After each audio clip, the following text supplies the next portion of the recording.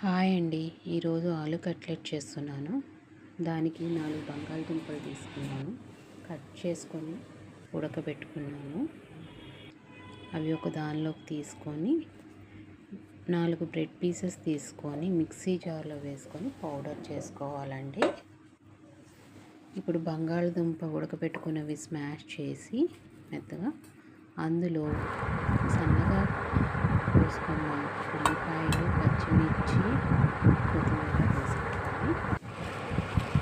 దాన్ని కలుపుకొని ఇప్పుడు 1½ టీ స్పూన్ సాల్ట్ వేసుకోవాలి.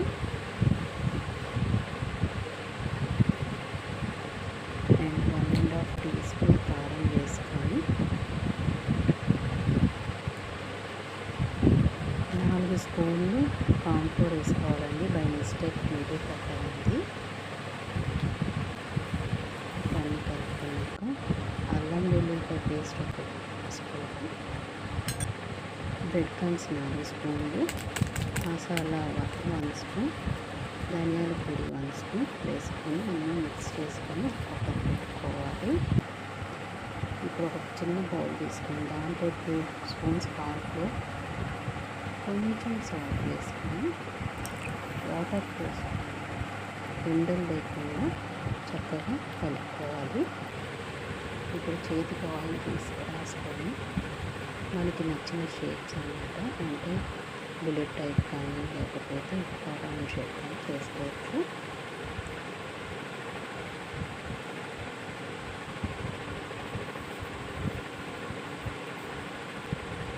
ఇవన్నీ చేసుకొని ఒక పక్కన పెట్టుకుందాము.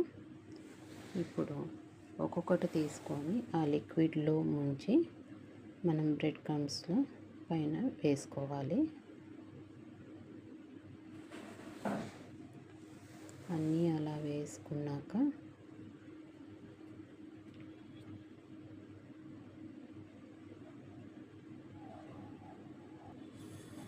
ఒక ప్యాన్ పెట్టుకొని పొయ్యి మీద నూనె పోసుకొని బాగా వేడైనాక ఇవి ఒక్కొక్కటి అందులో వేయాలండి.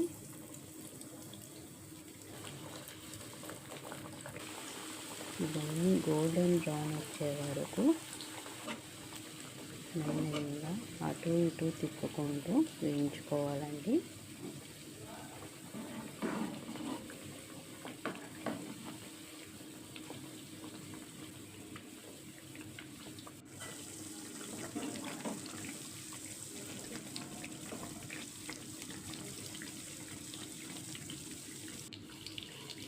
ఇంకా గోల్డెన్ బ్రౌన్ రాగానే తీసి ఒక టిష్యూ పేపర్ మీద వేసుకోవాలి.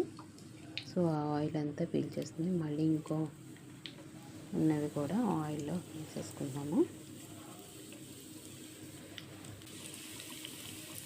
ఇది కూడా గోల్డెన్ బ్రౌన్ వచ్చే వరకు వేయించుకొని ఇంకా ప్లేట్లో సర్వ్ చేసుకుందాము. ఈ క్రిస్పీగా బాగుంటాయండి. పిల్లలు ఈవినింగ్ పూట తినడానికి చాలా బాగుంటాయి.